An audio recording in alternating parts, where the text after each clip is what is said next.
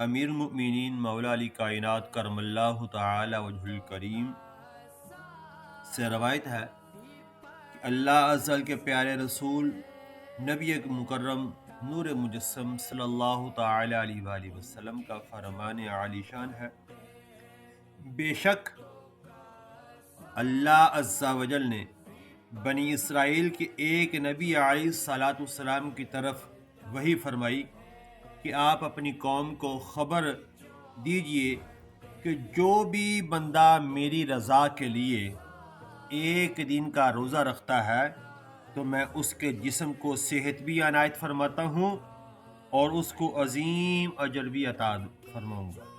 سبحان اللہ۔ دو جہاں کی نعمتیں ملتی ہیں روزہ دار کو، دو جہاں کی نعمتیں ملتی ہیں روزہ دار کو، جو نہیں رکھتا روزہ وہ بڑا نادان ہے۔ دوسروں بزرگوں، ماہ رمضان مبارک کے وسیلے کے ساتھ یہ ماہ رمضان مبارک کی شان ہے کہ روزہ رکھنے سے نبی کریم صلی اللہ علیہ وسلم کے طفیل رب العالمین ہمیں صحتیابی عطا فرماتا ہے۔ میرے آقا کریم علیہ الصلوۃ والسلام نے ارشاد فرمایا، میری امت کو ماہ رمضان مبارک میں 5 چیزیں ایسی عطا کی گئی جو مجھ سے پہلے کسی نبی علیہ السلام کو نہ ملیں۔ نمبر 1، جو جب ماہ رمضان مبارک کی پہلی رات ہوتی ہے تو اللہ تعالی عز و جل ان کی طرف نظر رحمت فرماتا ہے، اور جس کی طرف اللہ عز و جل نظر رحمت فرماتا ہے اسے کبھی بھی عذاب نہ دے گا۔ سبحان اللہ۔ نمبر 2، شام کے وقت ان کے منہ کی بو یعنی جو بھوک کی وجہ سے ہوتی ہے اللہ تعالی عز و جل کے نزدیک مشک کی خوشبو سے بہتر ہے۔ نمبر 3، فرشتے ہر رات اور دن ان کے لیے دعائے مغفرت کرتے رہتے ہیں۔ نمبر 4، اللہ تعالی عز و جل جنت کو حکم فرماتا ہے، میرے نیک بندوں کے لیے مزین ہو جا یعنی آراستہ ہو جا، ان قریب وہ دنیا کی مشقت سے میرے گھر اور کرم میں راحت پائیں گے۔ نمبر 5، جب ماہ رمضان مبارک کا بابرکت مہینہ تشریف لاتا ہے تو اس کی آخری رات آتی ہے تو اللہ تعالی عز و جل سب کی مغفرت فرما دیتا ہے۔ قوم میں سے ایک شخص نے کھڑے ہو کر عرض کی، یا رسول اللہ صلی اللہ علیہ وسلم، کیا یہ لیلۃ القدر ہے؟ ارشاد فرمایا، نہیں، کیا تم نہیں دیکھتے کہ مزدور جب اپنے کاموں سے فارغ ہو جاتے ہیں تو انہیں اجرت دی جاتی ہے۔ سبحان اللہ۔ ماہ رمضان مبارک میں گھر والوں میں کچھ کے خرچ میں کشادگی کرو، کیونکہ ماہ رمضان مبارک میں خرچ کرنا اللہ پاک عز و جل کی راہ میں خرچ کرنے کی طرح ہے۔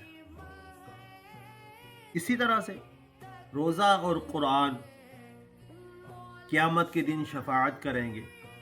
روزہ عرض کرے گا، یا اللہ عز و جل، اے رب کریم، میں نے اسے کھانے اور خواہشوں سے دن میں اسے روک دیا، میری شفاعت اس کے حق میں قبول فرما۔ قرآن کہے گا، اے رب کریم عز و جل، میں نے اسے رات کو سونے سے بعد رکھا، میری شفاعت اس کے لیے قبول فرما۔ پس رب العالمین عز و جل دونوں کی شفاعتیں قبول فرمائے گا۔ بے شک اللہ تعالی عز و جل نے ماہ رمضان مبارک کے روزے تم پر فرض کیے، اور میں نے تمہارے لیے رمضان مبارک کے قیام کو سنت قرار دیا ہے۔ تو کون فرما رہے ہیں؟ میرے آقا کریم صلی اللہ تعالی علیہ وآلہ وسلم۔ لہذا جو شخص رمضان کے روزے رکھے اور ایمان کے ساتھ اور حصول ثواب کی نیت سے قیام کرے یعنی تراویح پڑھے تو وہ اپنے گناہوں سے ایسے نکل جاتا ہے جیسے اس نے آج ہی اپنے ماں کے پیٹ سے جنم لیا، کیونکہ ہر نیک کام کا بدلہ 10 سے 7 گنا تک دیا جاتا ہے۔ اللہ تعالیٰ عز و جل نے فرمایا یعنی سوائے روزے کے کہ روزہ میرے لیے ہے اور اس کی جزا میں خود دوں گا۔ اللہ تعالیٰ عز و جل کا ارشاد گرامی ہے بندہ اپنی خواہش اور کھانے کو صرف میری وجہ سے ترک کرتا ہے۔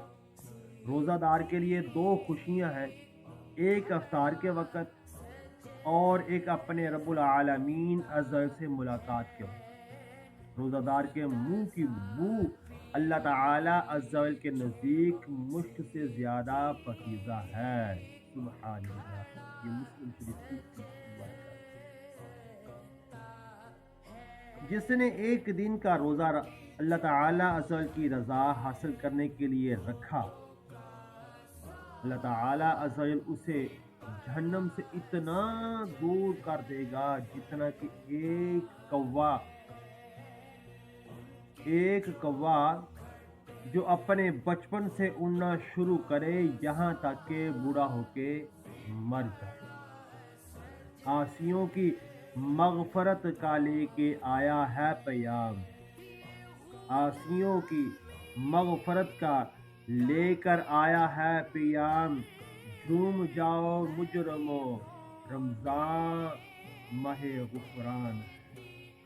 اللہ اکبر۔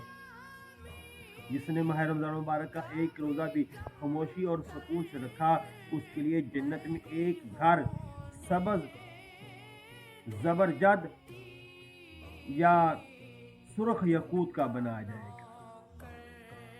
دعا کہ اللہ تبارک و تعالیٰ کی عزت ہم سب کو ماہ رمضان مبارک کا ادب کرنے کی، اس کی برکتیں حاصل کرنے کی توفیق عطا فرمائے۔ آخری ایک روایت پڑھتے ہیں۔ اللہ پاک عز و جل ماہ رمضان مبارک میں روزانہ افطار کے وقت 10 لاکھ ایسے گناہ گاروں کو جہنم سے آزاد فرماتا ہے جن پر گناہوں کی وجہ سے جہنم واجب ہو چکا ہوتا ہے۔ نیز شب جمعہ اور روز جمعہ یعنی جمعرات کے غروب آفتاب سے لے کر جمعۃ المبارک کے غروب آفتاب تک ہر گھڑی اللہ تعالیٰ عز و جل ایسے 10 لاکھ گناہ گاروں کو جہنم سے آزاد کرتا ہے جو عذاب کے حقدار قرار دیے جا چکے ہوتے ہیں۔